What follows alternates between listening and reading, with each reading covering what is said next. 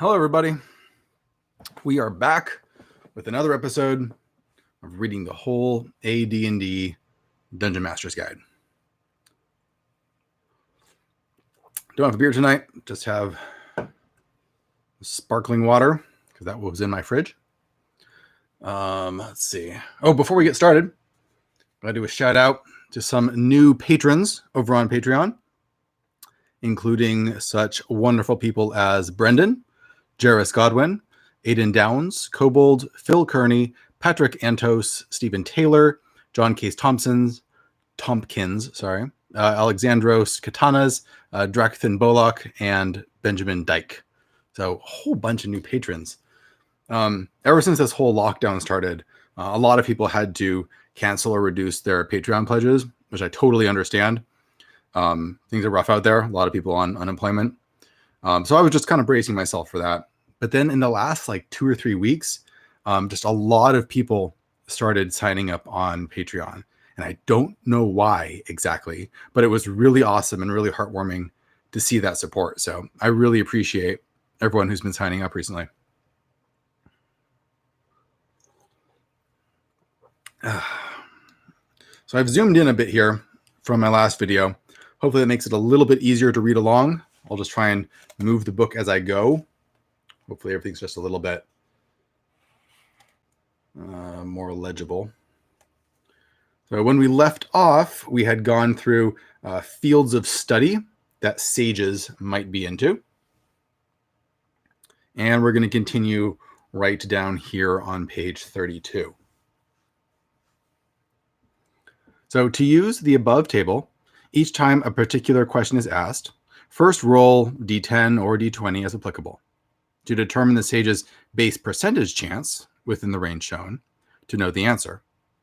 When that is determined, roll to see if the sage does know the answer. Rolling the indicated base percentage or below indicates that the sage has the knowledge for that particular question. You must determine if any given question is of general, specific, or exacting nature according to the subject. For example, do giants live on that island? Is a general sort of question. Do fire giants inhabit the volcanic region of that island? Is a specific question. And do the fire giants inhabiting the volcanic region of that island possess the artifact of Alamanzaliz? Is exacting. Any question asked must be within the scope of knowledge of the player character or his or her associates at the time. And such inquiries must always be consistent with a learning of the milieu which you have designed. Thus, if you have no gunpowder in the milieu, no questions regarding the substance, no matter how phrased, would be possible.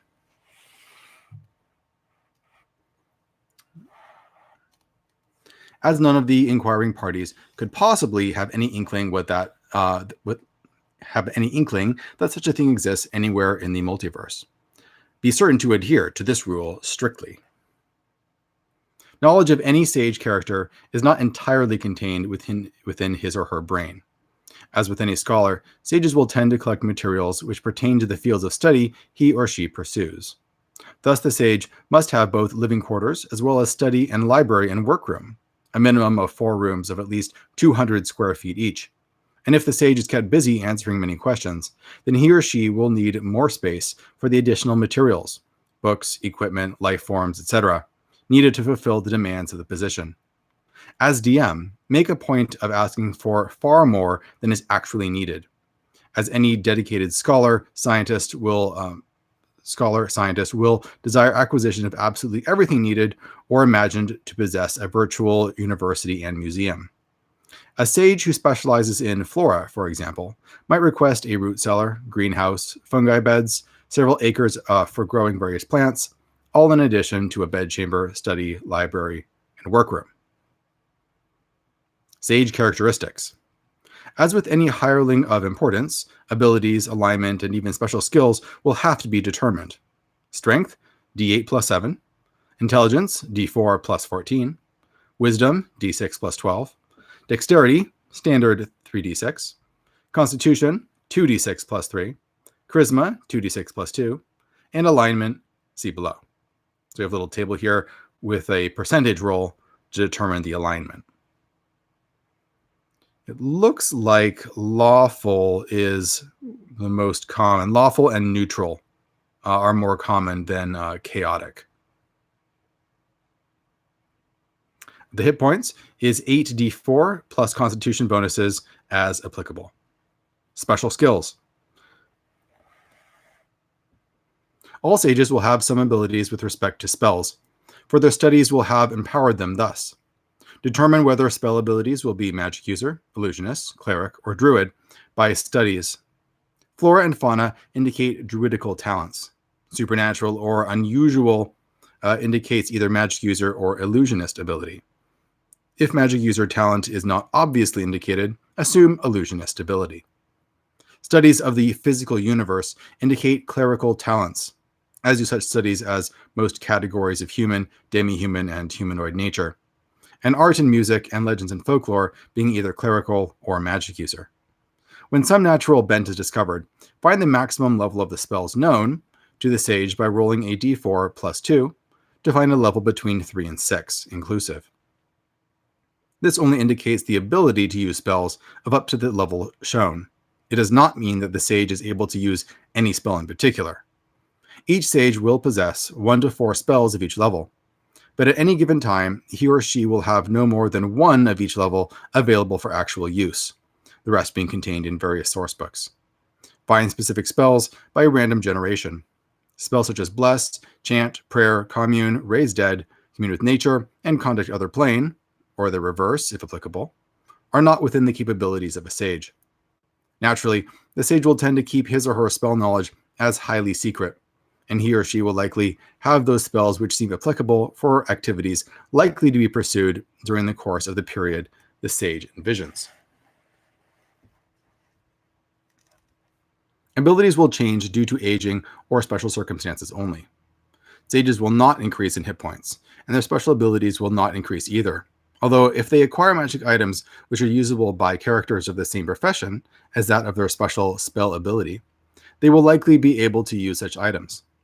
Spell use is at a level equal to the minimum level at which a spell could be employed if the sage were of that class, i.e. a sage with 3rd level spell use in magic cast spells at 5th level of ability, the minimum level for magic user to cast a 3rd level spell.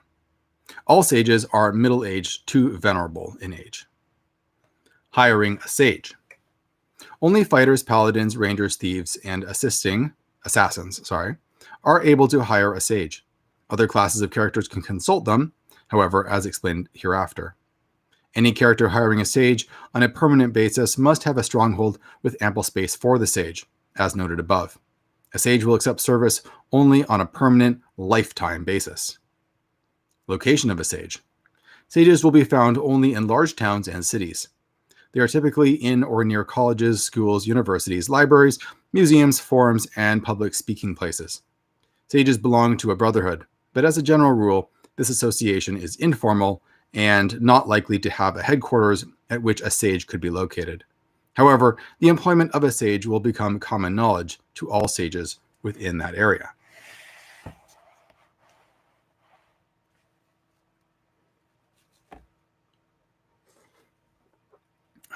So one interesting thing is, kind of a side note here, my previous videos on reading this ended up on the Boing Boing blog, which I thought was interesting. But what was more interesting is that one of the comments in the comment section of that post was the guy who had organized this text. At least it was someone who claimed that they were that person. They said that they were in their early 20s and basically were working at TSR and were given a gigantic stack of documents and papers that Gary had written for the Dungeon Master's Guide. And it was just random stuff in a giant pile. And they were told to edit it and compile it into this format. And they didn't want to change things very much because, you know, it was Gary Gygax, and it was not something that they wanted to mess around with. And so things weren't tweaked very much. And the organization kind of ended up the way it is now due to this guy's efforts. I thought that was really cool and completely surprising that that person would just sort of come out of the woodwork in the comment section of another page. But it's interesting to know that Gary wasn't the one who had organized and done the layout and the arrangement of all of these ideas.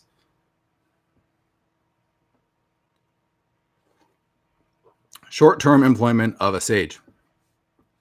Upon locating a sage, any class of character can ask him or her to answer one or more questions. Such short-term employment cannot last beyond 1 week's time, and the sage will thereafter not be available for at least 1 game month, as there are more important and constructive things to be done than answering foolish questions anyway. Remember the restriction regarding time. Use the information found under the Information Discovery section hereafter. Costs for short-term employment are 100 gold pieces per day, plus the variable amount shown under Information Discovery for question difficulty, reflecting costs of obtaining research materials or the information proper through fees, bribes, donations, etc. Long-term employment of a sage. If initial reaction of the sage is favorable to the player character attempting to hire him or her, the sage will then entertain any offers of employment on a permanent basis, which the character chooses to proffer. A sage will bring nothing save thinking ability and knowledge. An offer of employment must consider the following: support and salary per month, 200 to 1,200 gold pieces. Research grants per month, 200 to 1,200 gold pieces. Initial material expenditure, 20,000 gold pieces minimum. Determine salary and grant expectations by rolling by random dice, rolling of 2d6 for each. Initial material expenditure is a far more important matter. For even if the sage is otherwise satisfied, if this is not met and exceeded, then the ability to answer specific and exacting questions will be sharply curtailed due to lack of reference works, experimental equipment, and so on.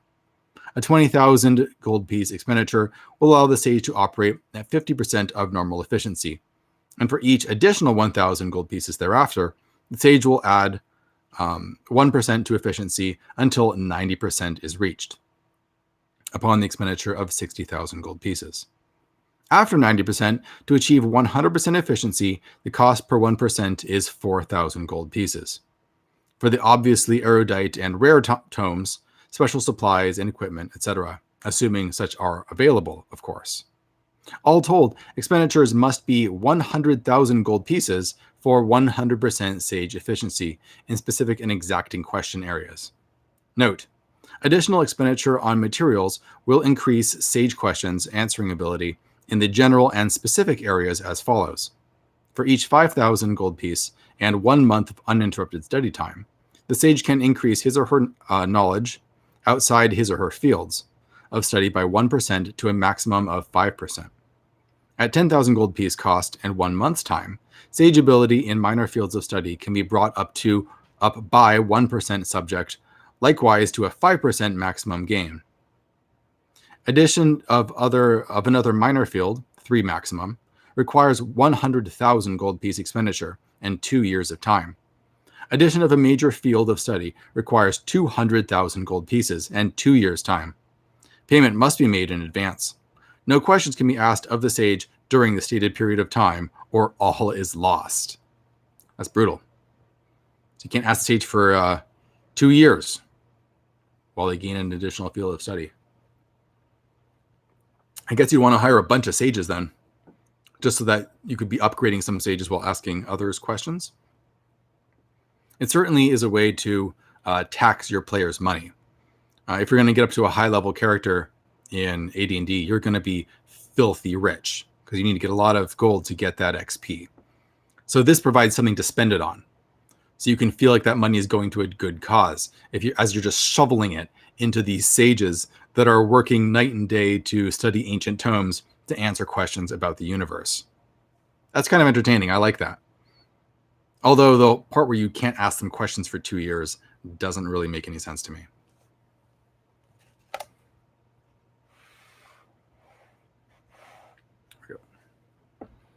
Information discovery. It will take only a relatively short period of time, and no cost to speak of, to discover information of a general nature. But as questions become more difficult, the time and cost to give an answer becomes a factor. This is shown on the following table. Information discovery time and cost table. So we have, the question is, it could be out of fields, in minor field, major field, or in a special category. And if the nature is general, then it could take 1 to 6 rounds. If it's specific, it could take 2 to 24 days. And if it's exacting, it can take longer than that. So basically, the more particular your questions is, then the longer time it's going to take for them to research it for you. Note, all times assume that the sage will be in a position to conduct research and gain and obtain necessary equipment within a day or two of the discovery of the need. And the costs shown assume these activities. If a town or city is not nearby, double times and costs, or compute the sojourn expenditure necessary to arrive at a locale, so that's a typo, where the needed materials are to be had, and determine other expenses also. However, if the percentile dice score rolled for knowing the answer to the question is in the lower 20% of the spread, then there will be no costs incurred, as the material is on hand. Thus, if a sage has a 31% to 40% chance of knowing a question, and the dice indicate a 32% chance of knowing it, a following roll of 32% or less indicates knowledge, but a roll of 6% or less indicates that the sage has the information about the question available, and there will be no additional expense. Furthermore, in the special category of study, any spread within the lower 80% has no cost, as this area is where the sage will have accumulated most of his or her materials. As DM, you must also use judgment as to related questions, so that if a closely related query is made following one for which an expenditure was necessary, you must determine whether or not the further question or questions would be answerable from the same material source which was formerly obtained. Naturally, all costs are not for materials, some accruing as payments, fees, and bribes. You may likewise extend the time necessary to answer specific or exacting questions, which you believe that the sage would have great difficulty answering due to lack of information available or the particular nature of the question. For example, a query as to how the henchman of the player character could construct an artifact would never be able to be answered positively, but the sage might feel obligated to continue a fruitless search for the knowledge. Unknown information will always require from 51% to 100% of the maximum time shown to determine that the knowledge is beyond the ability of the sage. All costs will accrue at only half of the stated amount, however. Thus, suppose a sage is asked a question out of his or her fields of knowledge. If the question is of general nature, the sage will hedge and talk around the point, or just possibly sit and look wise for 4 to 6 rounds before answering that the question is beyond his or her learning, and there is no cost involved, as a day was not spent researching. Or the question specific, he or she would require 13 to 24 days to discover that it was unanswerable, and relate this to his or her employer / master. The cost would be 50 gold pieces per day, or from 650 gold pieces to 1,200 gold pieces. In this case, probably paid out to others as fees, stipends, and the like, trying to find someone with the answer.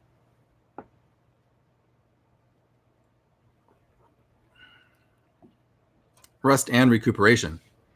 After spending more than 1 day of time answering a question, a sage will need at least 1 day to rest and relax for every 3 he or she spent in research.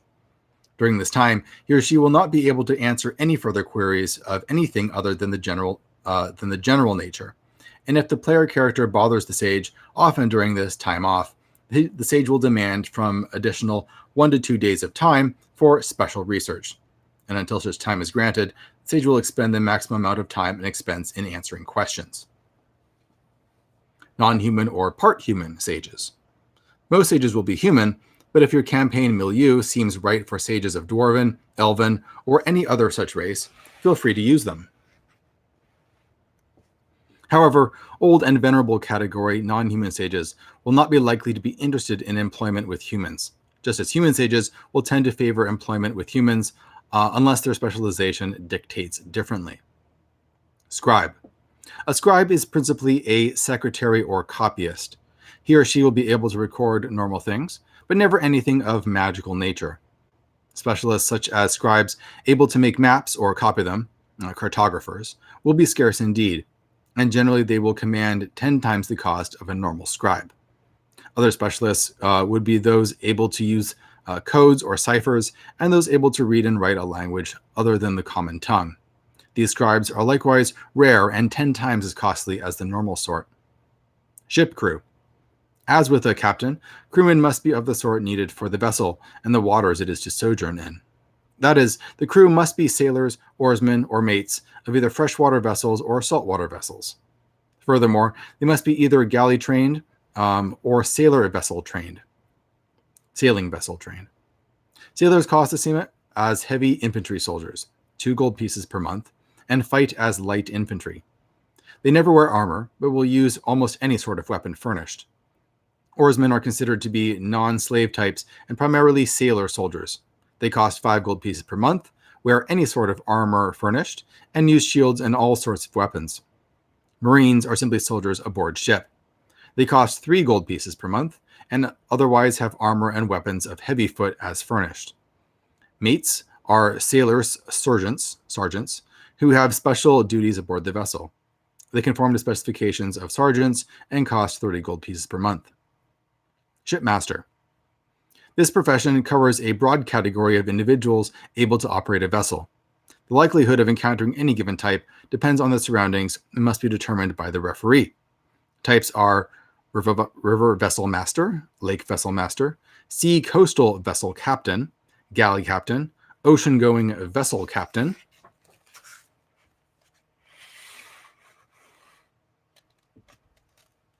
the latter sort should be very rare in a medieval-based technology milieu.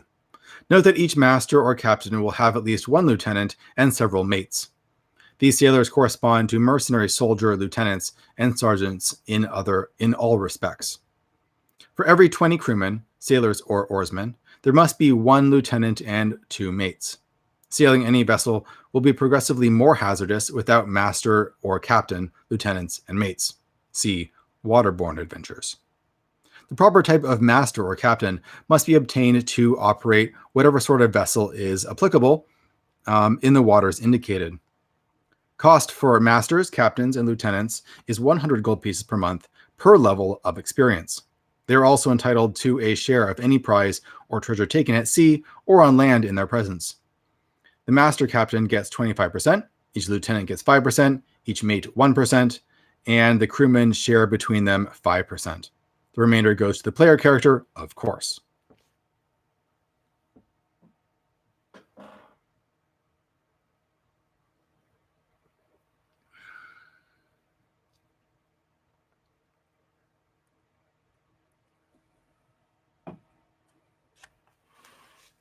Spy. Spying is a profession which is typically reserved for assassin characters. Other types of characters can be paid to spy, but such activity must be at the discretion of the dungeon master. The player character must locate a likely prospect and then employ him or her in some capacity which is in accord with the prospective spy's station and occupation or profession. Then, by means of discussion and offers of payment, the player character must convince the character that he or she should become a spy. The sums offered can range from as little as 100 GP to as great as 10,000 or more, depending on the situation and the person being approached. If the area where the spy must go is distant, the person or persons to be spied upon dangerous, or the prospective spy of high station, the likelihood of acceptance is low unless the pay is exceptional, in money and possibly magic or land, or position or some other valuable consideration. Payment must always be made by installment, part on taking the assignment, the balance on completion of the assignment. Use the assassin spying table to determine the success of any mission, treating the spy as a first-level assassin on his or her first mission, second on the second, etc.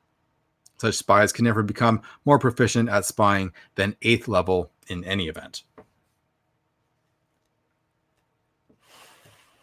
So we have some spies here wearing Mickey Mouse hats, trying to sneak into a evil mouse lair worshipping a rat idol, like you do. Steward Castellan. This occupation pertains to the overseeing of a castle, particularly if the player character owner of the stronghold is not a fighter or cleric, or if he or she intends to be away for a time and desires to make certain the castle is well run and safe. A steward/castellan is the same as a mercenary soldier captain with respect to level, but cost of employment is double, 200 gold pieces per level. Excuse me. However, as he or she is dealing with troops within a stronghold, command ability is double, i.e. 40 troops per level. Generally, a trusted captain will be appointed castellan or steward. Once so appointed, the character will feel affront if asked to take the field as if he or she were nothing more than a common mercenary captain. A castle with a steward/castellan will always be sufficiently garrisoned, have ample food, water reserves, oil, siege equipment and engines, missiles, etc., and will be kept in good repair. Of course, the player character must initially establish the stronghold and its attendant needs for men and supplies of all sorts. Once this has been accomplished, bought, and stocked, the castellan or steward will see that levels are maintained according to the dictates of his or her master. The cost of such work come from standard support costs of the stronghold, but a steward castellan will see that such funds are actually spent on what they were meant for. Note: loyalty of such a character must be kept high, or else disaster might result the first time an enemy approaches the place while the player character is away. Weapon maker. A weapon maker is a sort of smith armorer specializing in the manufacture of high-quality arms. As DM, you might desire to divide weapon makers into the three following classes: Bowyer, Arrowsmith Fletcher, Swordsmith Daggersmith, and Weaponer General. The bowyer would fashion any sort of bow, including crossbows, and missiles for same. Swordsmith work would be strictly with all forms of swords and daggers. The weaponer would fashion all weapons not made by the other two classes of weapon makers. As with other hirelings of this sort, the weapon maker must have a forge and a workroom. He or she will have various apprentices, which are subsumed into the monthly cost. A weapon maker is necessary to support troops, one being required to support each 80 men or fraction thereof. If the weapon maker has free time, he or she can turn out weapons at the rate of 1 weapon per day after an initial startup period of 1 month. Exceptions to this rate are composite and longbows, which require a startup time of 1 year and are turned out at the rate of 2 to 5 per month thereafter. Heavy crossbows, which are turned out at a rate of 15 per month, and swords, which are made as follows: scimitar, 10 per month, bastard sword, 8 per month, broadsword, 15 per month, long sword, 12 per month, short sword, 20 per month, and two-handed sword, 5 per month.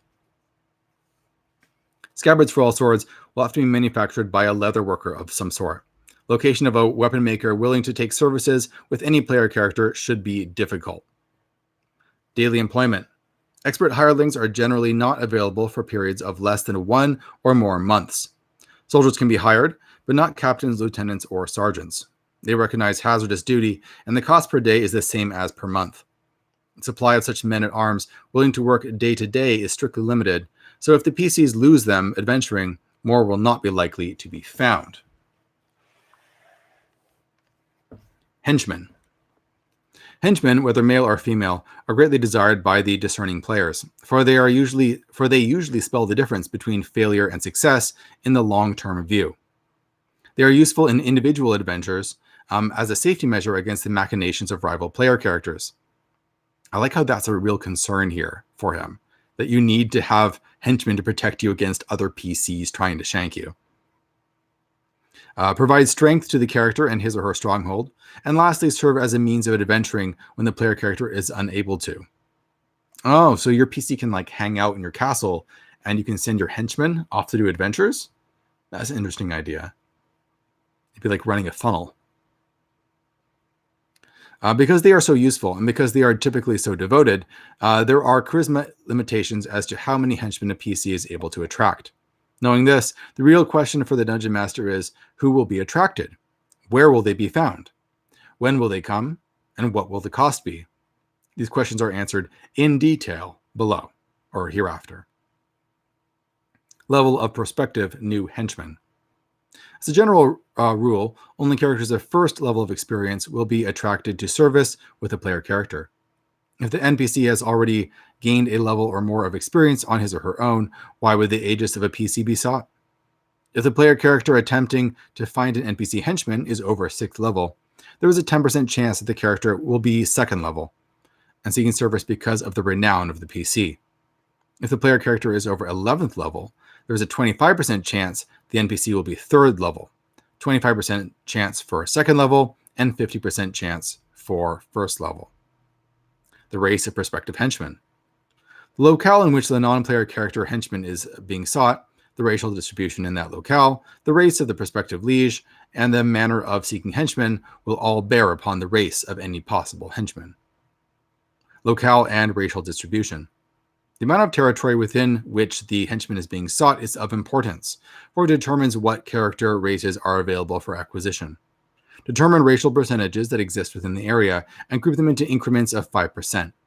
For example, a large city of 25,000 might be 80% human, 10% halfling, and 10% all others: dwarf, elf, gnome, half-elf, and halfling. Racial specifications. Unless special note is made that only certain races of adventurers are desired, or the notices and broadsides specifically exclude races, the whole of the population base will be eligible, so random samplings will be attracted.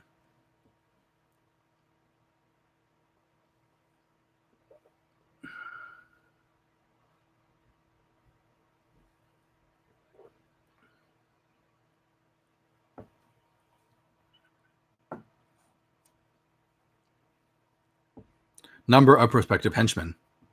Humans and half-orc characters suitable for level advancement are found at a ratio of 1 in 100. Other races have an incidence of 1 in 50. However, as most of these characters will be other than low-level adventurers and already in a situation they are satisfied with, and humans more so than other races, unless the development of the area is primarily other than human, about 1 in 1,000 population will be interested in offers of employment as a henchman.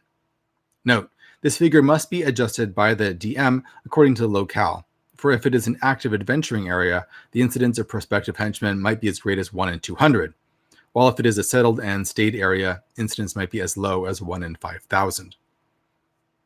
So this implies that there are areas of the map that are like active adventuring areas. Perhaps you have a town that's right outside of the entrance of a mega dungeon. So if the town is there, then you're going to have a lot more people signing up to be henchmen. Effective location of henchmen. While there might be as many as 25 or more prospective henchmen in the city of 25,000 cited above, the player character desirous of locating one or more for service must be able to reach the NPCs in order to let them know there is a henchman position available. In order to get this sort of information around, there are several methods which can be used singularly or in combination. Method: posting notices in public, costs 5 GP, effectiveness 10 to 40%. Hiring a crier, 10 GP, 1% to 10%. Hiring agents to seek prospects, 300 gold pieces, 20% to 50% effectiveness. And frequenting inns and taverns, which have special cost and effectiveness. Each method can be tried but once a month with any hope of success. Reduce the percentage chance of effectiveness of each method by 5% when used in combination. This reflects the duplication of effort. The special cost for frequenting inns and taverns is a combination of the price of a round of drinks for the house and a fee to the barkeep to mention the prospective employer to adventurers. For each 10 gold pieces, 50 GP maximum, of fee, there is a 1 to 4% chance of reaching a henchman.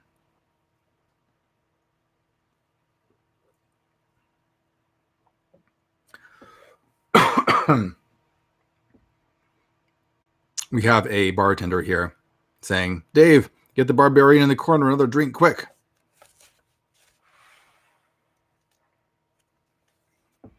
Up to 10 establishments can be so worked, but for each visited, the effectiveness of the others is reduced by 1%. Good Lord, how are you going to track any of this? This is mind-boggling. This is the sort of stuff that you would need if you were running like a computer that was simulating a whole city in real time. But this is an absolutely ludicrous amount of stuff to try and track. Like you're going to write down the names of all the taverns and then increase and decrease their effectiveness by 1 percentage point. Thereafter, the PC had better spend in excess of 20 gold pieces in payments to innkeepers and barkeeps if he or she is planning to try this method in more than a few establishments. Example, the PC decides to try a media blitz to find a henchman. He posts notices and gets a 30% effectiveness, hires a crier, which is 3% effective, hires agents who are 30% effective, and spends 500 gold pieces in fees in inns and taverns to get an average 15% effectiveness after overlap. The total coverage is 30 plus 3 plus 30 plus 15 equals 78% minus 15% use of 3 methods beyond the first at minus 5% per method equals 63% final total effectiveness. Assume 65% of the total eligible NPC henchmen characters will seek service. Whoever finds whatever final percentage figure is arrived at is multiplied by the total available non-player characters available as henchmen. Use proportions for racial types, unless the methods of informing prospective NPCs neglected some area or a specific race is concentrated.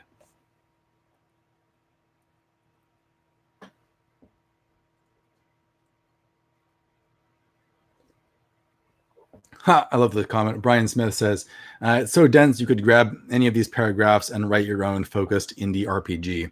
Yeah, like this section right here is like a whole indie RPG. Or I can imagine it being like one of those roll and write games where you have like a piece of paper and you like make choices and you write stuff on the paper and you add dice to it and so on. Where you're just like trying to create an optimal party. There's like a whole game around it. Yeah.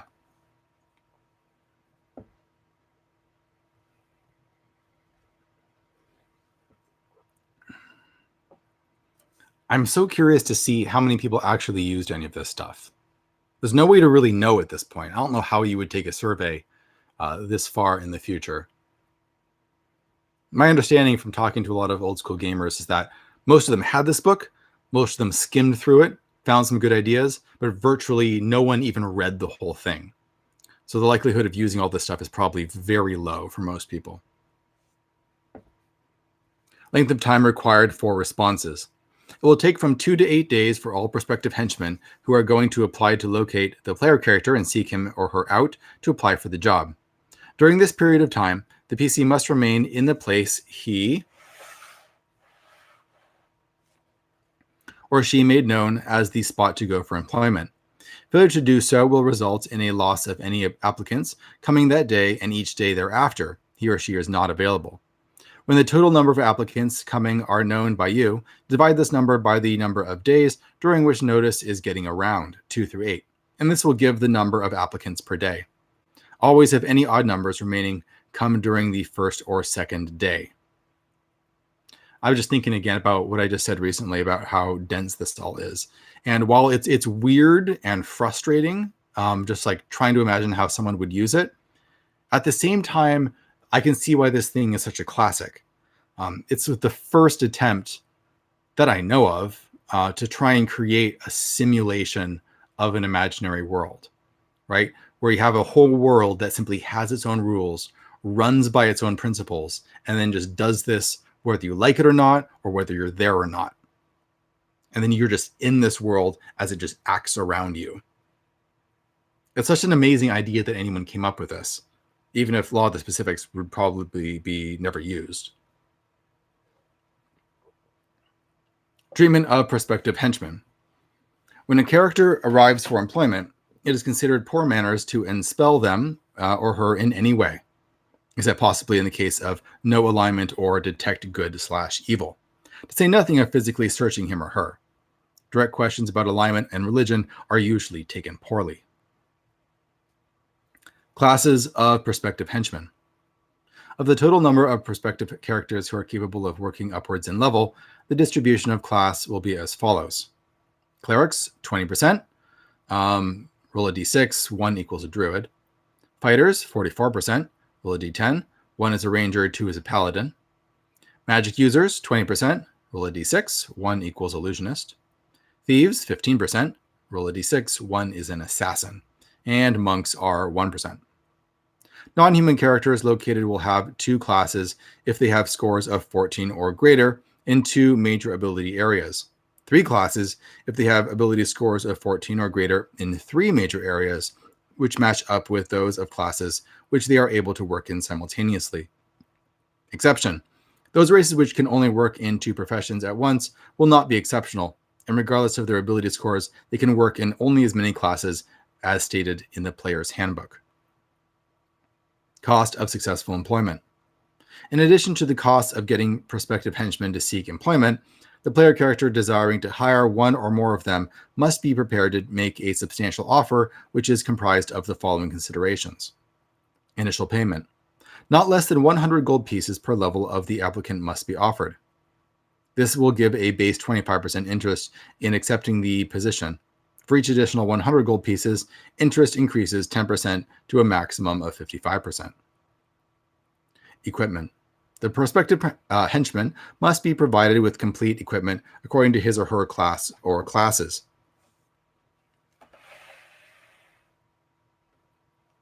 Any magic items included will make the character more interested in accepting the position, assuming he or she can use such items, of course. For each magic item, excludes arrows, except in groups of 5, increase interest by 15%. Quarters and support. The PC must offer reasonable housing and promise of free food and clothing as needed to the prospective henchman. It simply adds 5% to interest level when offered. But failure to promise such quarters and support will lower interest by 25%. Activity and shares. The player character must state what amount of activity the prospective henchman will be given, and what duties and position is envisioned for him or her. Furthermore, the prospective henchman must be told what share of treasure he or she can expect from adventuring, and what division of magic items can be expected. Characteristics of henchmen. The characteristics, including alignments of NPC applicants, are discussed under the section Personae of non-player characters. You, as DM, can decide how best to reveal all this information to the PC, some by relating what is seen, some by actually playing the role of the applicant. If the character asks specific questions, remember that the applicant might take this amiss. Acceptance of employment. When the basic level of interest is found and the characteristics discovered, roll percentile dice if the PC states a desire to accept the applicant as a henchman, adding the player character's charisma reaction adjustment to the interest level. And if the dice score does not exceed interest and charisma reaction adjustment, the NPC accepts employment.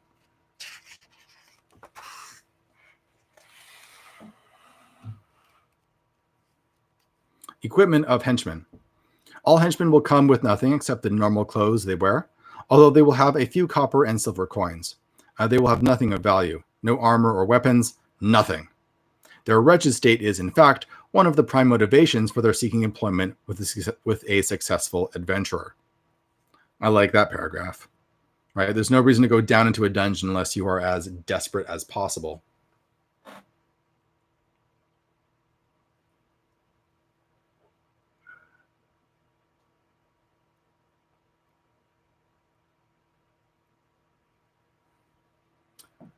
Brian asked if we can see the table of contents or appendix. Yeah, I was wondering the same thing, because every once in a while it'll say, see this table with no page reference, which would be an absolute nightmare if you didn't have those things written down. The table of contents here doesn't look like it has actual, like the tables that you would use. That I can see, just has the headings. We do have tables and charts here, so maybe this is what we're looking for.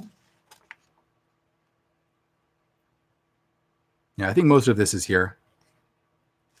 Let's see the last time it asked for one.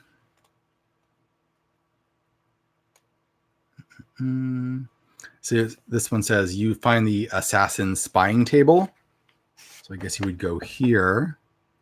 Yeah, assassin spying table. So thank goodness there is a way to look at this stuff up. It would be a lot nicer if it was just written in the text, though. I suppose that would be a little complicated at the time to work that out.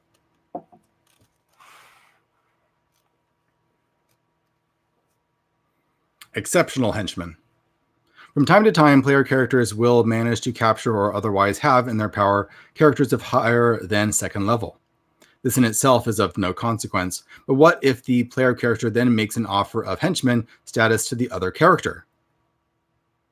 If the non-player character is more than 2 levels greater than the player character, only associate status, possibly for about 1 adventure or undertaking, perhaps for 2, will be accepted, regardless of the amount of inducement offered.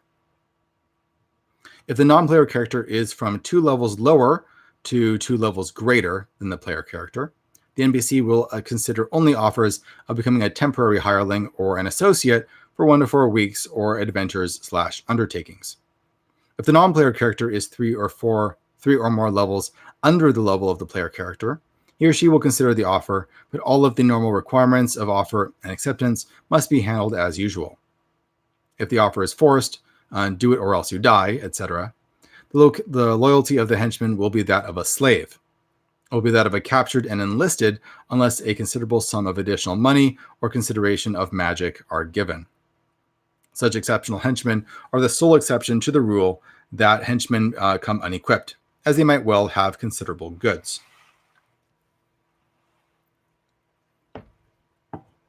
Loyalty of henchmen, hirelings, obedience, and morale. The loyalty of all non-player characters associated with a given player character depends on many factors. First and foremost is the charisma of the PC, of course. This initial loyalty is modified by subsequent factors and the continuing relations between liege and his or her henchmen and hirelings. Loyalty is important when trouble arises, whether it is some insidious plot from within, a challenge from a rival, or in adventures or warfare. Typical situations which require a check for loyalty, obedience, or morale are shown below. Checks are made by adjustment of the base loyalty score due to the PC's charisma rating. The final total is compared to the result of the percentile dice roll, and if the total is less than the number shown on the dice, the figure or figures in question are disloyal, disobedient, or have poor morale. Typical loyalty, obedience, and morale check situations. Situation. If you offer them a bribe, a failure means they cooperate. Not totally sure how this is a failure. I feel like I'm reading this wrong.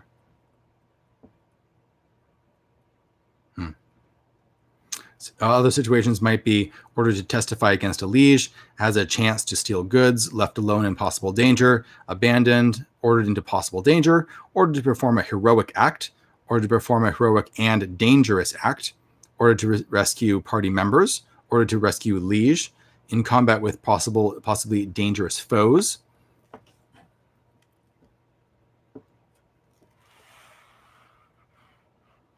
Liege incapacitated or slain, offered surrender terms, surrounded by superior foe, ordered to use up or diminish their own magic item. Normal loyalty base, 50% plus minus charisma adjustment.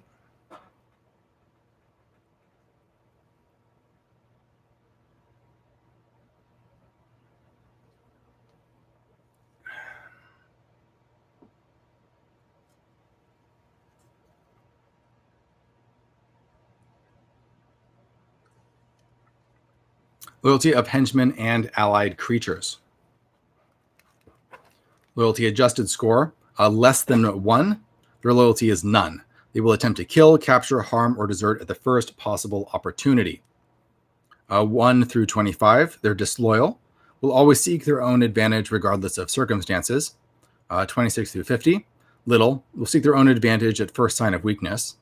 51 through 75, fair. They will support the cause if no great risk is involved. 76 through 100, loyal. They will always attempt to further the ends of the liege, even at great risk. Greater than 100, fanatical. Will serve unquestioningly and lay down own life if necessary without hesitation. Base loyalty modifiers, excuse me. Associated non-player character, minus 10%. Captured and enlisted, minus 15%. If they're a henchman, it's plus 5%. Hired mercenary, 0%. Hired mercenary short-term, minus 5%. Slave, minus 30%. Sounds reasonable. Length of enlistment or association, less than 1 month, minus 5%.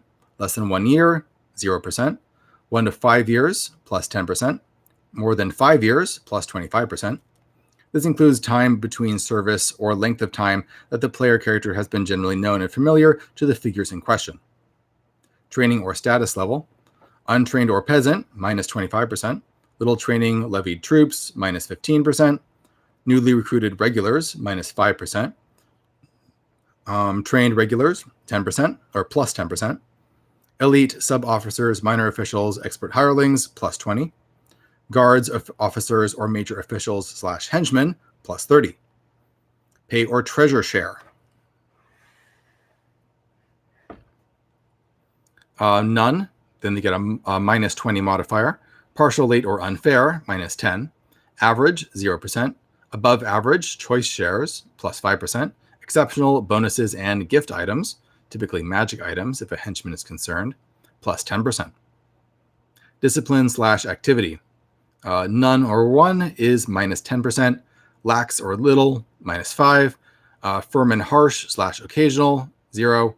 Firm and fair, often, then you have plus 10%. General treatment by the liege. Inhuman and heartless, minus 25%. Cruel and domineering, minus 10%. This says this applies only when the liege is not present, is incapacitated, or dead. If the liege is near and in power, minuses are treated as pluses. Otherwise, treat as a 0% adjustment. Indifferent and uncaring by or variable, minus 5%. Just and invariable, plus 10%. Just, kind, and invariable, plus 15%. These are a lot of modifiers. People complain about 3rd edition liking its modifiers. This is totally off the chain. Racial preference 4. Antipathy, minus 5%. Associated group, minus 10%.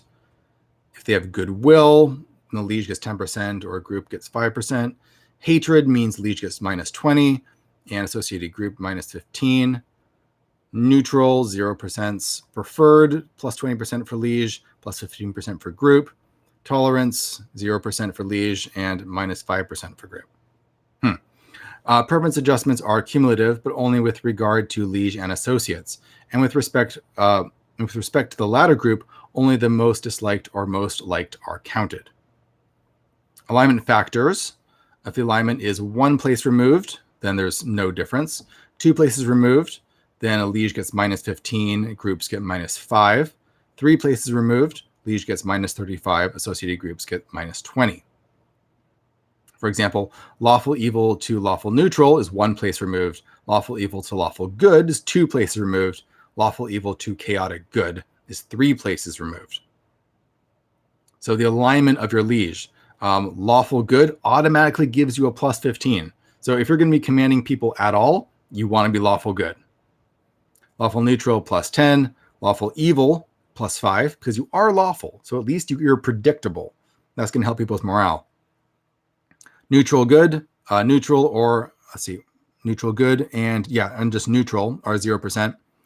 Chaotic good, minus 5%. Chaotic neutral, minus 10%. Neutral evil, minus 15. Chaotic evil, minus 20. No one wants to work for those guys. That's just terrible workplace conditions. Special considerations. If you killed a faithful henchman or hireling in front of a witness, minus 40%. Tortured faithful henchman or hireling in front of a witness, minus 30%. Reputed to have slain faithful henchmen or hirelings or actually left them to die, minus 20%. Forsworn or oathbreaker or deserter, minus 15. Rumored to have tortured faithful henchmen or hirelings, minus 10. Discharged faithful henchmen or hirelings without cause, minus 5. Given a choice gift or bonus within the last 2 months, hireling, or 3 months, henchman, plus 5. Risked life for within the last 6 months, hireling, or 1 year, henchman, plus 10%. Ransomed or rescued within 1 year, plus 15. Saved life directly or personally, 25%, plus 25%, I mean. Uses and diminishes his or her own magic to benefit the NPC, including use of spells, especially curses, plus 25%. Returned henchman or hireling to normal state from death-like status, had raised or resurrected, plus 50%. Note, apply only one penalty and one bonus maximum, whichever of each category is the higher. Well, at least that's something, because keeping track of all of these would be a nightmare. Situation modifiers. The liege dead or surrounded and outnumbered, minus 25. The liege hors de combat. I feel like I'm missing what that is. Minus 15%. Each henchman dead or hors de combat, minus 5%. Each hit die or level dead friendly, minus 3%. Each hit die or level alive enemy, minus 1%. Each hit die or level dead enemy, plus 1%. Each hit die or level alive friendly, plus 2%.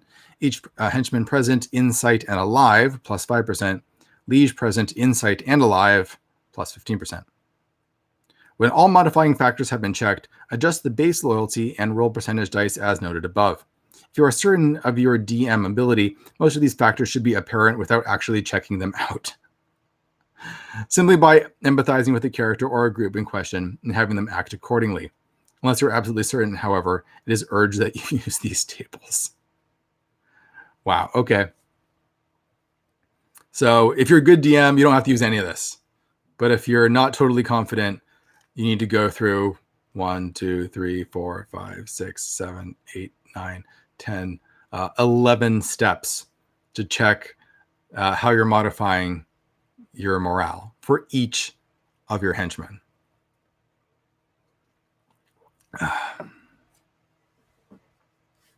Checking out the comments here.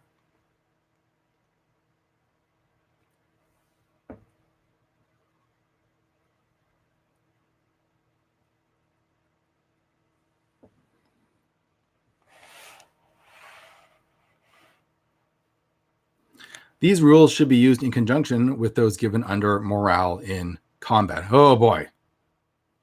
I guess there's even more morale stuff in combat. Time.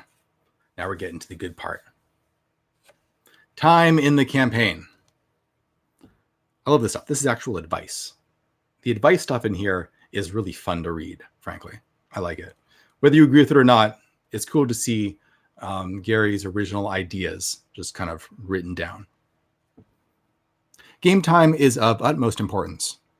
Failure to keep careful track of time expenditure by player characters will result in many anomalies in the game. The structure of time is what makes recovery of hit points meaningful. Likewise, the time spent adventuring in wilderness areas removes concerned characters from their bases of operation, be they rented chambers or battlemented strongholds. Certainly, the most important time stricture pertains to the manufacture of magic items, for during the period of such activity, no adventuring can be done. Time is also considered in gaining levels and learning new languages and more. All of these demands upon game time force choices upon player characters, and likewise number their days of game life. One of the things stressed in the original game of D&D was the importance of recording game time with respect to each and every player character in the campaign. In AD&D, it is emphasized even more. You cannot have a meaningful campaign if strict time records are not kept.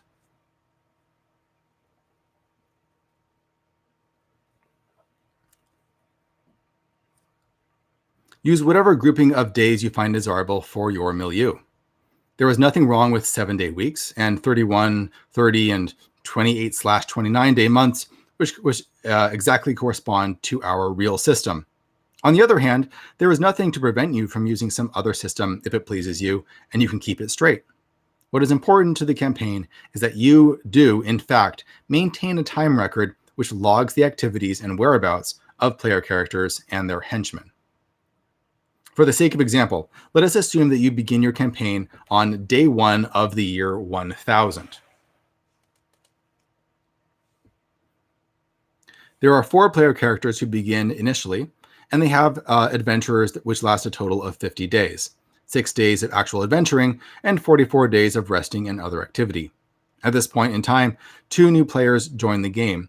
One of the original group decides to go to seek the advice of an oracle after hiring an elven henchman, and the remaining 3 old boys decide they will not go with the newcomer.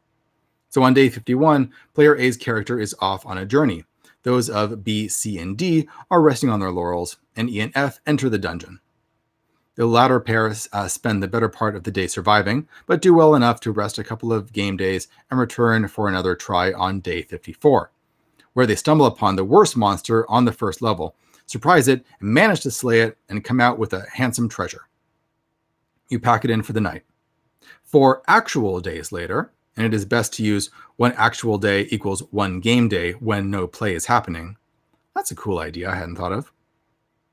On day 55, player characters B, C, and D enter the dungeon and find the area they selected has already been cleared out by player characters E and F. Had they come the day after the previous game session on day 52 and done the same thing, they would have found the monster and possibly gotten the goodies. What to do about that? What about old A and his pointy-eared chum off to see the Oracle? Some penalty must accrue to the non-active, but on the other hand, the overactive cannot be given the world on a silver platter. Despite time differences, the activities of the newcomers to the campaign should be allowed to stand, as Destiny has decreed that the monster in question could not fall to the characters B, C, and D. Therefore, the creature was obviously elsewhere, not dead, when they visited its lair on day 52, but it had returned on day 56. Being aware of the time differences between groups of player characters will enable you to prevent the big problems. You will know when the adventuring of one such group has gone far enough ahead in time to call a halt. This is particularly true with regard to town/dungeon adventures. Returning to player character A and his trek to visit a far-off source of supernatural lore, he and his elven companion set off on day 51, journey across the land for 11 days, visit the Oracle and remain 3 days, and then come back in another 11 days. Wonder of wonders. This comes to a total of 25 days all told, counting day 51, so they come home on day 75 and are set to adventure on day 77, let us suppose. As a brief rest is in order. Allowing that activity to not be unusual for a single session of play, then player character A and his henchmen are ready to play about the same actual time as the other players. Only A is at day 77, B, C, and D are at day 54, and E and F are at day 58. The middle group must go first, and alone, for it can opt to sit around, waiting for A or for E and F, or for both parties, or they can operate alone for another short adventure in terms of game time, thus taking advantage of their temporal position. Other options include any of the players singly or in time-related groups going off on an outdoor adventures. In the case of players so segregating their characters, it then becomes necessary for you, as DM, to inform prospective participants in a game session that there is a hiatus which will necessitate only certain members of their number playing together, as their respective characters cannot locate the others of the separated groups. At this juncture, they should be informed of their options, and if players B, C, and D do not choose to take advantage of their favored position, then game time will pass more swiftly for them, as the other participants must be allowed to adventure in the dungeon if they so desire. Thus, players E and F would have the choice of awaiting the return of A or going on adventures which involved only the 2 characters.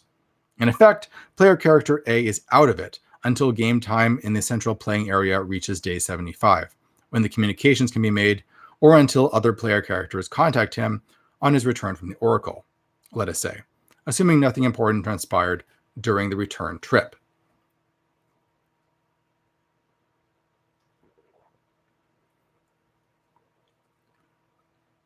What I like about this is that it really gives you a historical perspective on the way that these types of fantasy campaigns were pictured. What you tend to see in a lot of modern D&D, especially things like 5th edition, is player characters, go off on an adventure, and over the course of 1 or 2 in-world days, they fight, 4 to maybe 8 groups of enemies, and they level up several levels. And then if you actually play out a full 5e campaign, where you get up to level 20, although apparently that's fairly uncommon, And if you keep careful track of time, what you end up discovering is that your characters went from, barely above peasants all the way to superhuman demigods, sometimes in the course of just weeks of in-game time, or maybe months, which becomes very weird. Whereas in AD&D, the assumption is that things go much more slowly, right? You gain hit points very slowly. I think a lot of times it's like 1 hit point per day, though I think there's variations on that. And things like when your sage is doing research, it can take 2 years before you can contact them again. So there's these vast spans of time. But the assumption is that you don't have to go through all of that in real time. You can skip ahead, of course. You can simply say, I go to visit the sage and then I come back again. Maybe you roll for some random counters along the way. You calculate how long that takes, and then you keep track of the time. So your character is using up time, both in the game world and in their actual lifespan. So they're actually getting older.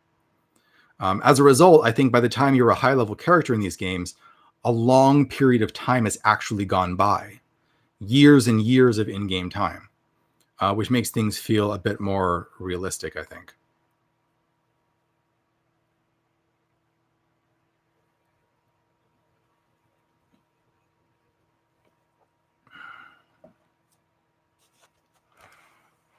Up here. All right. In effect, the key is the relative import of the player character's actions in the time frame.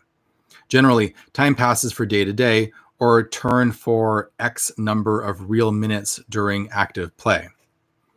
Players who choose to remove their characters from the center of dungeon activity will find that a lot less has happened while they were away, or a lot has happened while they were away.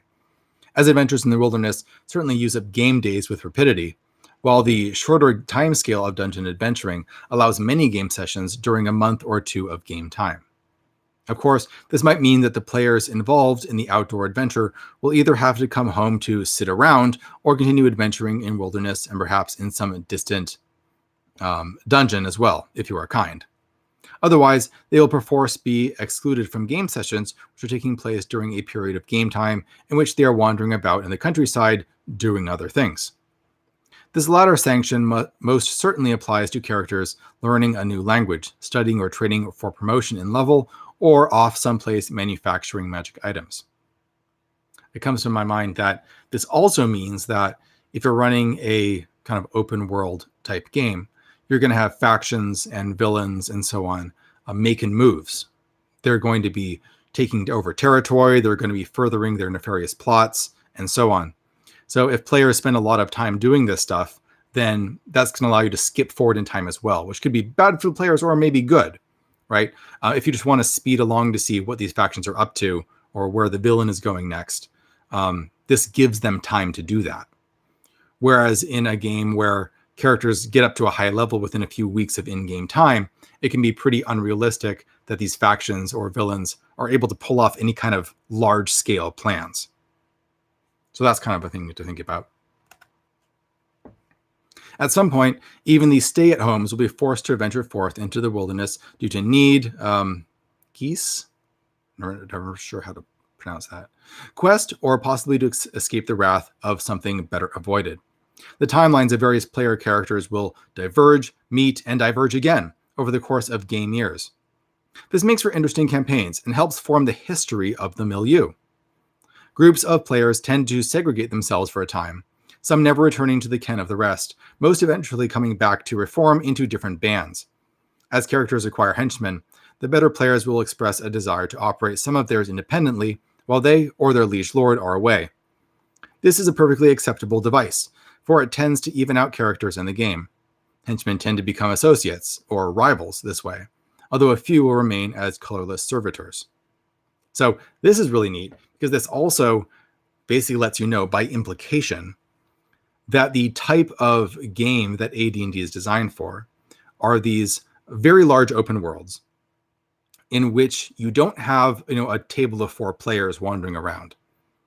Instead, you have a game group of 10, 20, 30, 50 players, large groups of people, but they're not playing all at once. You as the game master are controlling this setting, this milieu, and what's happening is that the players will come together and decide to do something, and then you have a session describing it, and you keep track of the time and where they are in the timeline. And then as different groups of players just have different adventures, they can meet with each other, they can fight each other, they can split up, they can form bands, and you have almost like this MMO type of feel where it's a living, breathing world where one guy is kind of keeping this bird's eye view over how the whole world works with this big gaming group that they're running for. I think that's one of the big misconceptions about these games. I know in an early, maybe an AD&D, I think it might be, it mentions that this game supports up to like 50 people or something like that, which sounds absolutely ludicrous because in today's game terms, that seems to mean you're playing with 50 people at the same time, but that's just not the case. You're running with groups, and you are sort of like the linchpin holding it together.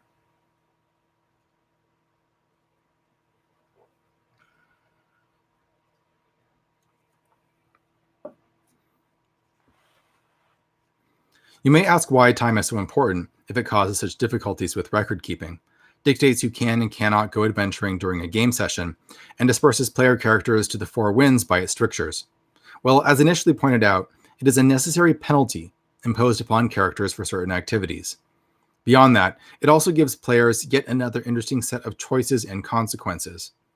The latter tends to bring more true-to-life quality to the game, as some characters will use precious time to the utmost advantage. Some will treat it lightly, and some will be constantly wasting it to their complete detriment. Time is yet another facet which helps to separate the superior players from the lesser ones. If timekeeping is a must from a penalty standpoint, it is also an interesting addition from the standpoint of running a campaign. So there is this notion here that there is better and worse ways to be a player, at least from the perspective of maximizing your time, of getting to a high level, of establishing a barony, of gaining control over the setting, and becoming an influential person who has a lot of influence over the setting, right? A lot of power, a lot of followers, regional control, and so on. There's better ways to do that, and there's worse ways.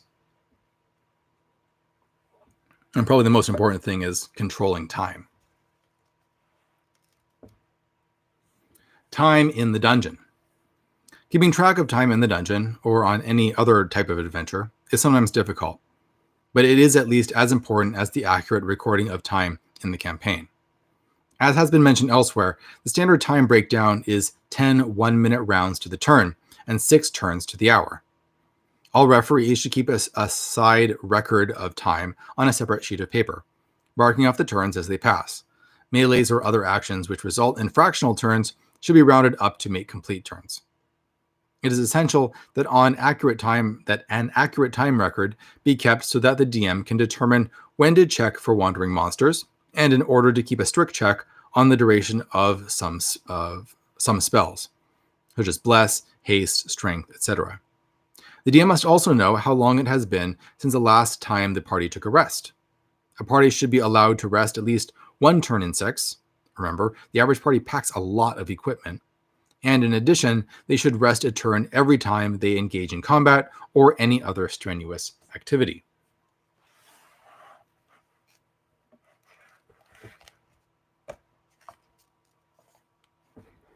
On occasion, a party may wish to cease movement and hold up for a long period, perhaps overnight, resting and recuperating or recovering spells. This does not exempt them from occasional checks for wandering monsters, though the frequency may be moderated somewhat depending on conditions. Too frequent interruptions may make spell recovery impossible. Keep correct records of duration of these periods is absolutely essential. Character spells. Day-to-day acquisition of cleric spells. It is well known to all experienced players that clerics, unlike magic users, have their spells bestowed upon them by their respective deities. By meditation and prayers, the clerics receive these special empowerment words which form the various spells possible for them. Although, as with the spells of magic users, the utterance of any set of given sounds not only causes the desired spell to take effect, but it likewise wipes the memory of the sounds from the mind of the utterer, as each set of sounds is an energy trigger. See spellcasting. Of utmost importance, then, is the relationship between cleric and deity. It's interesting that in, well, I guess all D&D really, you understand how wizards work. Wizards have Vancian magic. And if you ever read the Dying Earth novels, which I am actually in the middle of reading right now, it kind of explains how that works, how this magic imprints itself in your mind and then you shoot the magic out of your head again. But it is a little odd to me that clerics who get magic by talking to their deities, magic works exactly the same way, when it's pretty clear, at least setting-wise, that this is a totally different type of supernatural effect. But as I think Gary said, it makes things easier. People have always been upset about Vancian magic and how it doesn't make any sense, but its main advantage is that it is really simple to explain to someone the principles of it. You have spells, you put them in your head, you shoot them out like bullets, and then you have to reload them later.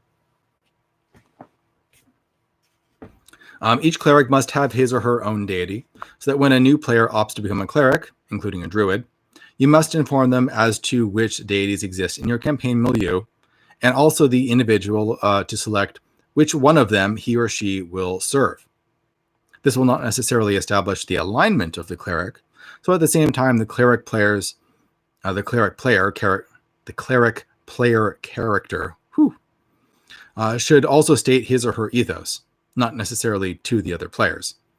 It is then assumed that prior to becoming a first level cleric, the player character received a course of instruction, served a novitiate, and has thoroughly read and committed to memory the teachings of and prayers to his or her chosen deity, so that the character is dedicated to this deity and is able to perform as a cleric thereof. It is this background which enables the cleric character to use first level spells. Furthermore, continued service and activity on behalf of the player character's deity empower him or her to use second level spells as well, but thereafter another agency must be called upon. Cleric spells of 3rd, 4th, and 5th level are obtained through the aid of supernatural servants of the cleric's deity. That's interesting. I didn't know that.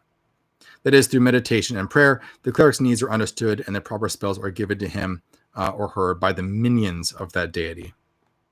Cleric spells of 6th and 7th level are granted by direct communication from the deity itself. There is no intermediary in this case, and the cleric has a direct channel to the deity, from whom he or she receives a special power to cast the given spells of those levels. That's a really neat little piece of information that I've never heard before. That lower level spells come from the minions of that deity. So that adds another world building element where you create deities, but you also have to create the angel/demon type things that serve that deity. So you could, in theory, make these as like kind of NPCs and have them show up whenever the cleric prays and like grant them their magic. You could like get to know them. That would be really cool. I like that detail. Lesser clerics, then, draw only upon their education, training, and experience to gain levels, just as higher clerics do when they renew their 1st and 2nd level spells. In order to gain 3rd, 4th, and 5th level spells, however, the higher clerics must reach intermediaries of the respective deities in order to have these powers bestowed upon them from the plane of their deity. When clerics become very great, they must petition their deity personally in order to receive the powerful words which enable the casting of 6th and 7th level cleric spells. It is obvious, therefore, that clerics wishing to use 3rd or higher level spells must be in good standing. If they have not been faithful to their teachings, followers followed the aims of their deity, contributed freely to the cause, and otherwise acted according to the tenets of their faith, it becomes unlikely that they will receive intermediary aid unless they make proper atonement and sacrifice. There can be no question that such deities must be absolutely exemplary in their activities, expressions, and attitudes if they dare to contact their deity directly. In the former case, where the unfaithful cleric's desires 3rd through 5th level spells, the minions, angels, demigods, or whatever, will be likely to require the cleric to spend 2 to 8 days in prayer, fasting, and contemplation of his or her transgressions, making whatever sacrifices and atonement are necessary thereafter, before freely granting those powers once again. Sacrifice and atonement will probably be left to the discretion of the cleric, and it is possible that the minions of the deity will empower him or her with spells to complete these steps. The cleric had better do the correct thing or face the consequences.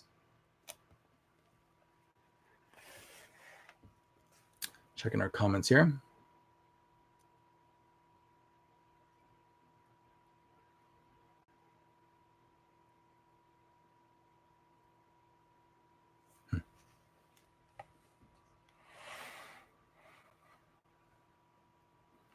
In the latter case, where the unfaithful cleric desires spells above the 5th level, the deity is certainly going to be highly displeased and absolute.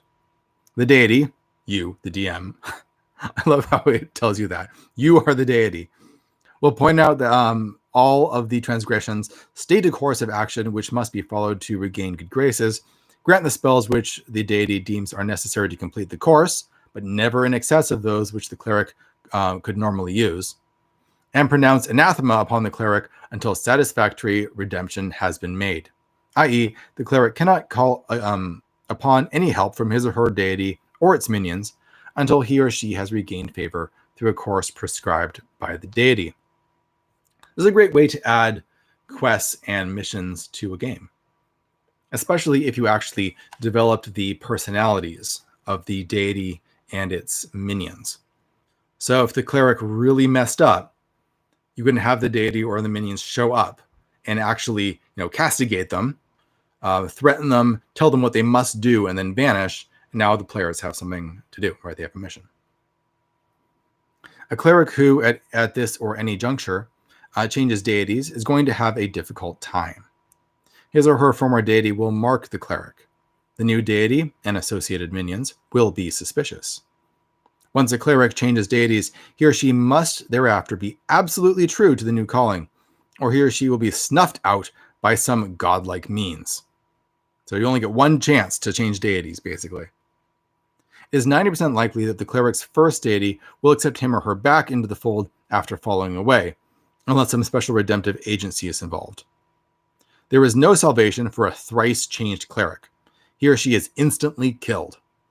Any change of alignment which causes such a deity change is applicable, unless the change is involuntary. See changing alignment.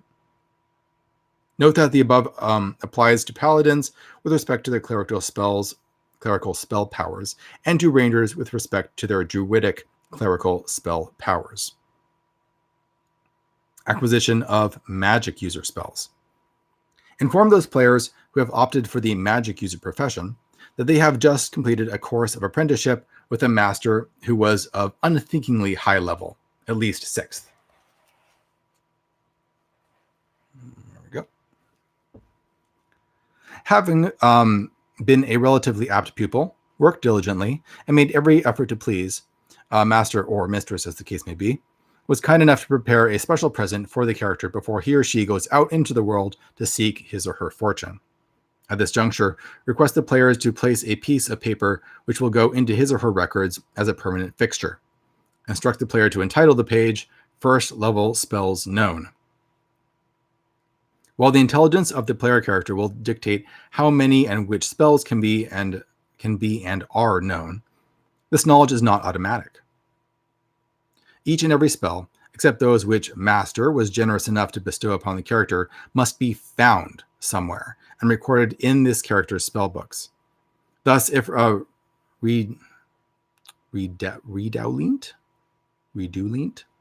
the Prestidigitator, Intelligence 15, has a repertoire of 7 spells and finds a scroll with yet another, there is a 65% chance that that spell can be understood by that worthy, if in fact it can be comprehended. A Redoulant must then record the spell in his or her book, thus destroying that portion of the scroll, of course. He is now the proud possessor of 8 first-level spells, just short of the 3 maximum he'll be able to know. Returning to the recently completed apprenticeship, let us now consider the spells given to Redoulant by his wise old master. Obviously, an apprentice must know how to read magic to be of use to his master. It is also an absolute must to anyone following the profession of magic user. So that spell is automatically on each magic user character's list of known spells. That's nice. You automatically get that. Then select by random means 1 spell each from the offensive, defensive, and miscellaneous categories listed below. Redoulant or any other player character magic user will that's typo, it should be then, have a total of 4, count them, 4 spells with which to seek his or her fortune. I like how it breaks it down into offensive, defensive, and miscellaneous. Nice. So that's going to give you a nice spread of spells. You're going to be useful in, more than one situation. That's a lot more spells than it is in BX D&D, isn't it? I'm pretty sure. It's been a while since I played a magic user in BX, but I'm pretty sure you only start with 1 spell. Whereas here you can actually start with, it looks like 4, which is really nice. Choice should be left to the player. Note that both Nistel's magic aura and Tensor's floating disc must be located by the character. They can never be known at the start. If your campaign is particularly difficult, you may wish to allow choice automatically. You can furthermore allow an extra defensive or miscellaneous spell so that the character begins with 5 spells. So you do start with a bunch of spells. I'm not sure how many a wizard can memorize, because I haven't gone through the player's handbook yet.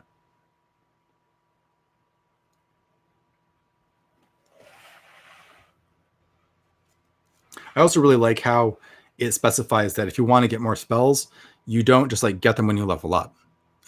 This is a game about exploration. So you're exploring dungeons looking for treasure, but you're also down there looking for spells. So the spells that you end up in your spell book are going to be kind of a record of the adventures that you've gone through. They're going to remind you of the places that you've been and the weird spell books that you have looted. Acquisition of Illusionist spells. Illusionists do not need the spell read magic or anything like it in pursuits of their profession. All Illusionist spell books and scrolls are written in a secret tongue which every apprentice learns from his or her mentor. This arcane and difficult language is common to all phantasmal magics and is necessary for illusionistic conjuring. When an illusionist gains read magic at the 14th level, along with several other first level magic user spells, this merely allows him or her to utilize magic user scrolls that contain spells different from those on the illusionist list. When a first level illusionist receives his or her first level spell book from his master, it contains only 3 spells, read magic being unnecessary. The DM should require the player's character to roll a d12 on the table of first level illusionist spells, rolling 3 times and ignoring any rolls that result in duplication. If a DM feels his or her campaign is unusually difficult, he or she may allow the player to choose 1 or even 2 of these initial spells. Or to choose them, right, instead of rolling them.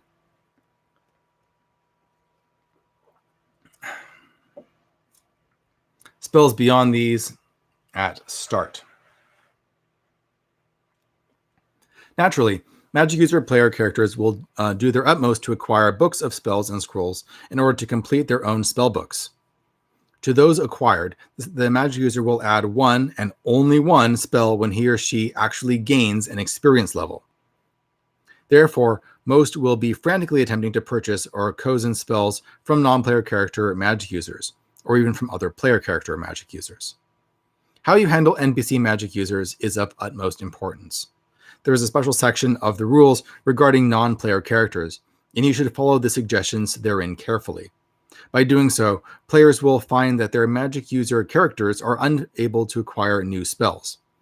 At worst, or must pay so dearly for them in money, magic items, and quests that the game is hardly worth the candle. Of course, they will pay the price nonetheless, and that will help you to maintain the campaign as fresh and challenging, as it will rid of excess treasure and give player characters reason to adventure at the same time. Superior players will certainly cooperate. Thus, spells will in all probability be exchanged between PC magic users to some extent.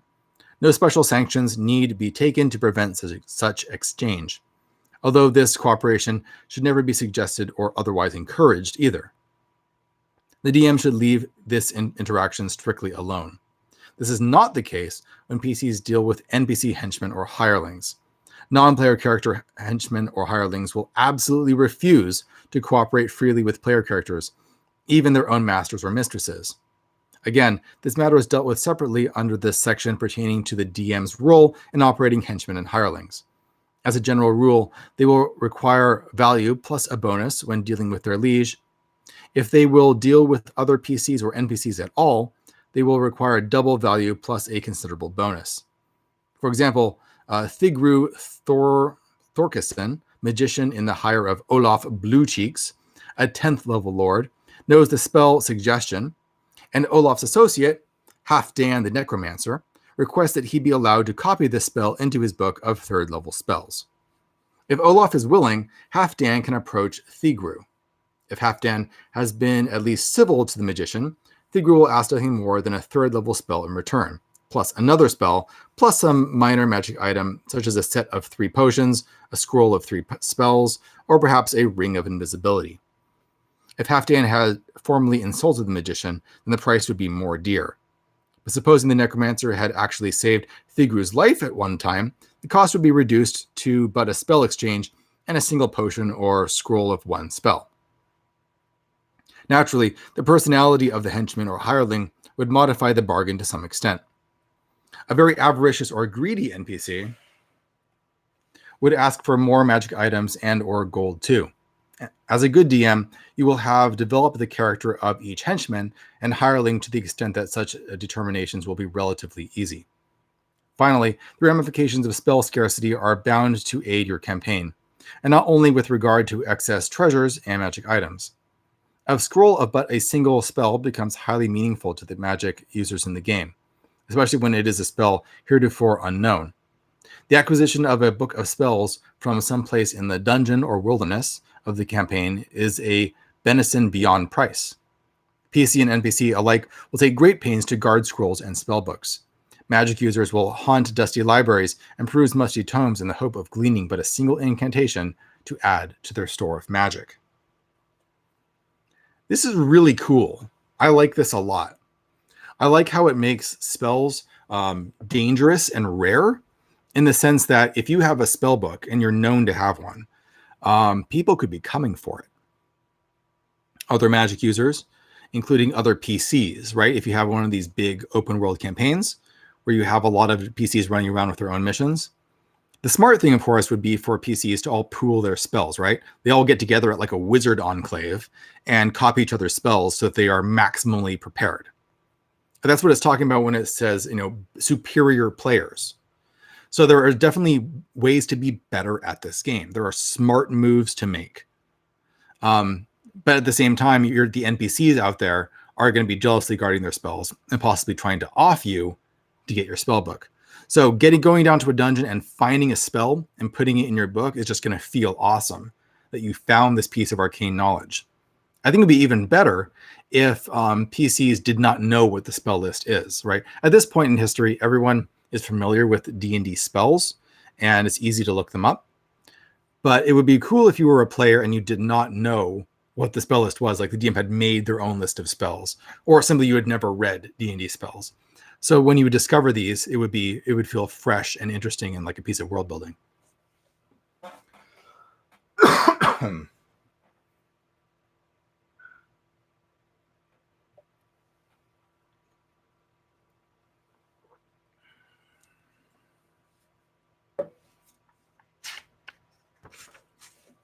And I like how the rules of Vancian magic and memorization and so on have world building implications. That's really interesting. Recovery of spells. Spell recovery, whether cleric, druid, or a magic user / illusionist, requires about the same period of time. In order to pray and meditate for a new spell to replace one used, or in order to study and memorize such a spell, it is necessary that the spell user rest and revitalize his or her mental faculties.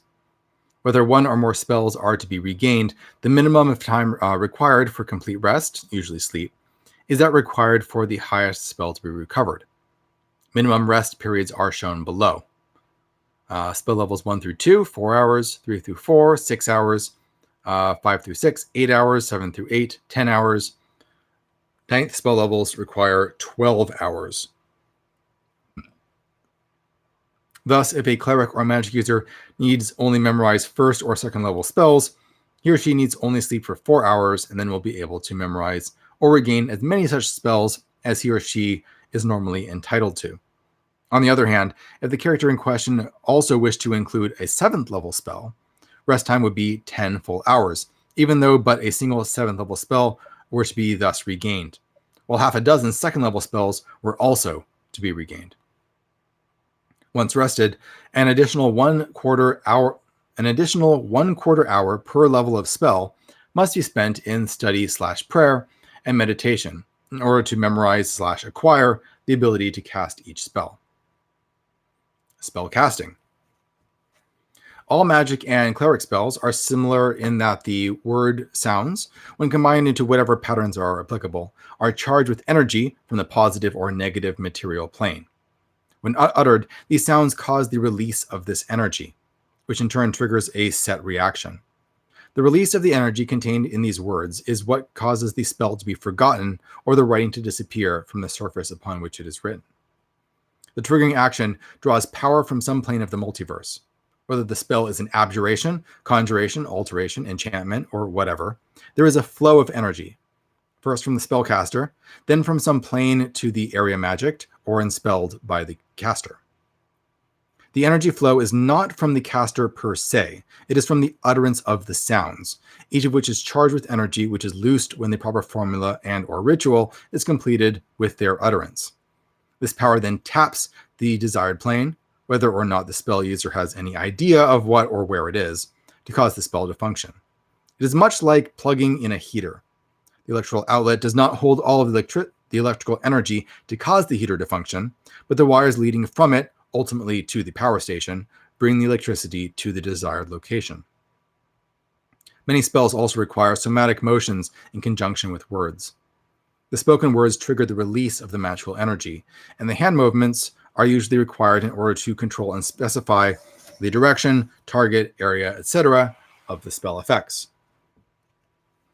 When spell energy is released, it usually flows to the prime material from the positive or negative material plane.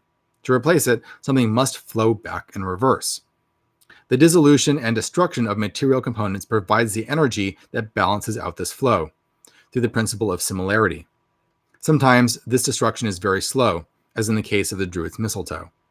Those spells without apparent material components are actually utilizing the air exhaled by the magic user in the utterance of the spell. Release of word/sound stored energy is not particularly debilitating to the spellcaster, as he or she has gathered this energy over a course of time prior to the loosing of the power. It comes from outside the spellcaster, not from his or her own vital essence.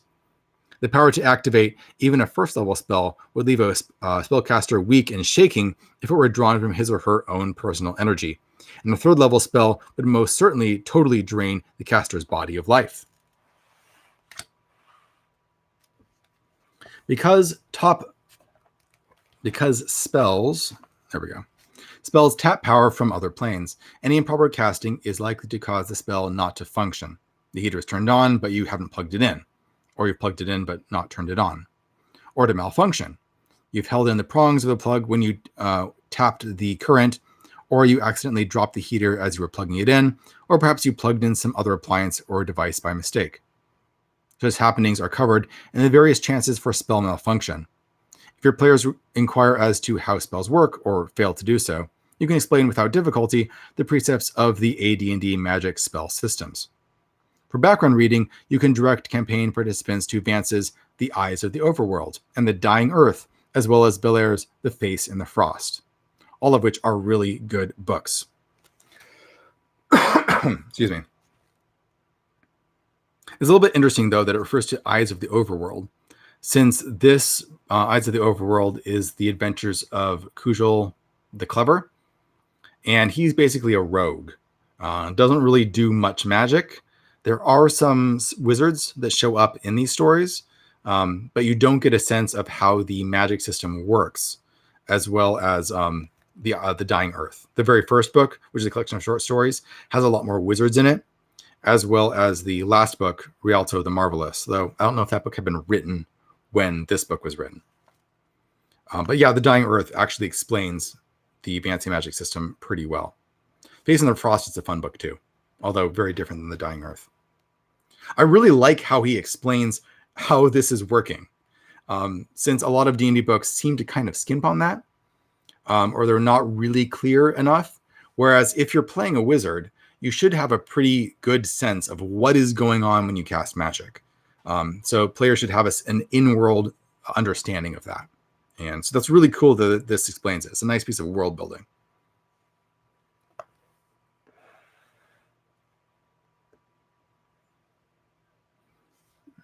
Tribal spell casters. Tribal spellcasters are found amongst the following races of creatures: bugbears, cavemen, ettins, giants, gnolls, goblins, hobgoblins, kobolds, lizardmen, ogres, orcs, troglodytes, and trolls. These spellcasters are divided into two types: shamans and witch doctors. Shamans. I don't know if I've ever heard someone say that out loud. Shamans are tribal clerics of 7th level or under. Shamans, I'll have to pick a way to say that, have only the following spells and the reverse if applicable, which they are able to cast. First level, they get Cure Light Wounds, Detect Evil, Detect Magic, Light, Protection from Evil, and Resist Fear. Second level, Augury, Chant, Detect Charm, Resist Fire, Snake Charm, Speak with Animals. Third level, Cure Blindness, Cure Disease, Dispel Magic, Locate Object, Prayer, Remove Curse. Fourth level, Divination, Exorcise, Neutralize Poison, and Tongues. Note that Wisdom does not affect the number of spells of tribal clerics. And the number of spells of any such tribal cleric possesses is determined as if the shaman was a character of the appropriate level. There is a limit according to the race of the shaman as to how many levels of experience he or she can possess. Third level maximum, Ettin, Ogre, Troglodyte, Troll. 5th level maximum, Bugbear, Gnoll, Kobold, and Orc. And the people who get the really high level spells is Giants, Goblins, Hobgoblins, and Lizardmen. Goblins get really powerful spells. It's kind of cool.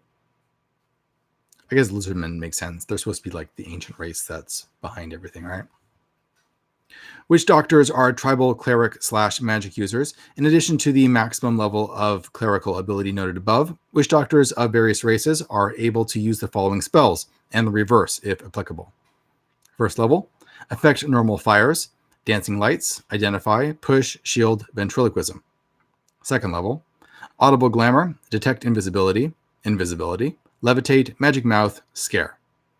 The maximum level of magic user is dependent upon the race of the witch doctor. Second level maximum, bugbears, gnolls, kobolds, and lizardmen. 7th level maximum, cavemen, goblin, hobgoblin, and orc. Caveman tribes have normal clerical members.